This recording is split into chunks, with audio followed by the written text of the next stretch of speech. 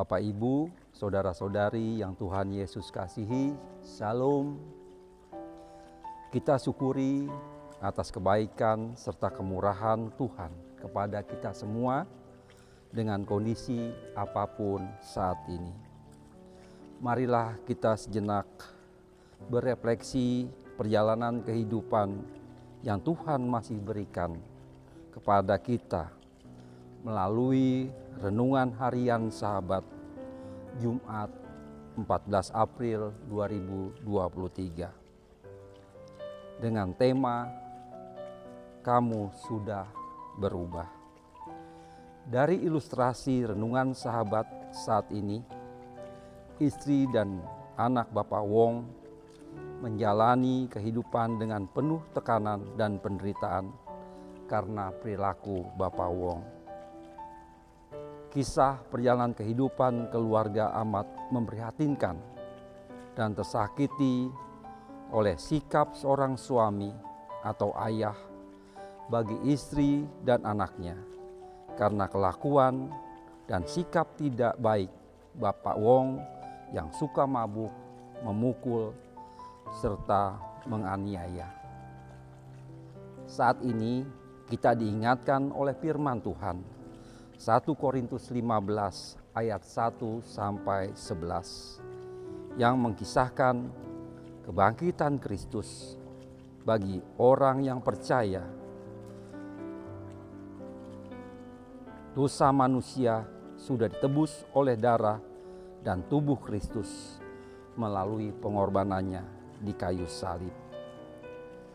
Rick Warren, seorang pendeta dan penulis, mengatakan, tak ada pertumbuhan tanpa perubahan, dan tidak ada perubahan tanpa pengorbanan. Perubahan sangat diperlukan dalam kehidupan kita. Hidup tanpa perubahan akan berujung pada kebinasaan.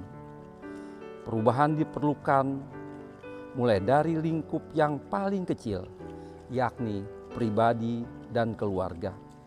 Perubahan yang harus terjadi, yakni perbaikan dan pembaharuan.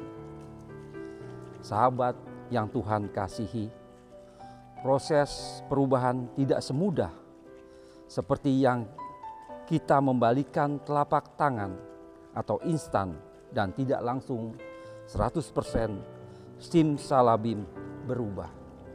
Ini terjadi hanya di film atau cerita fiktif yang sering kita lihat atau kita dengar. Perubahan perlu proses, mengorbankan kebiasaan, kenyamanan, ego, semua berani kita tinggalkan yang luar biasa dengan kesungguhan dari diri sendiri. Dan tidak kalah pentingnya, penyertaan dan campur tangan Tuhan agar perubahan yang terjadi betul-betul terwujud. Adanya perbaikan atau pembaharuan bukan berubah menjadi lebih tidak baik. Sahabat Kristiani yang Tuhan kasihi, pada refleksi saat ini, kita semua mengharapkan perubahan yang baik dan diperbaharui dengan mengandalkan Tuhan sebagai topangan dalam kehidupan perubahan yang kita lakukan dan jalankan. Dalam kehidupan yang kita jalani saat ini, ada dua hal yang harus kita ketahui dan pahami mengenai perubahan. Perubahan yang bisa dan tidak bisa dikerjakan oleh manusia. Pertama, bebas dari kuasa dosa yang membinasakan adalah perubahan yang tidak bisa dikerjakan manusia. Sebab itu, karya keselamatan dilakukan oleh Allah melalui pengorbanan Yesus Kristus. Kedua, kematian tanpa kebangkitan Yesus adalah kesia-siaan. Maka Allah memastikan Yesus bangkit dan kebangkitannya disaksikan oleh orang banyak sehingga dicatat dalam sejarah. Keselamatan yang kita telah terima secara cuma-cuma, namun bukan berarti kita tidak perlu berkorban apa-apa lagi.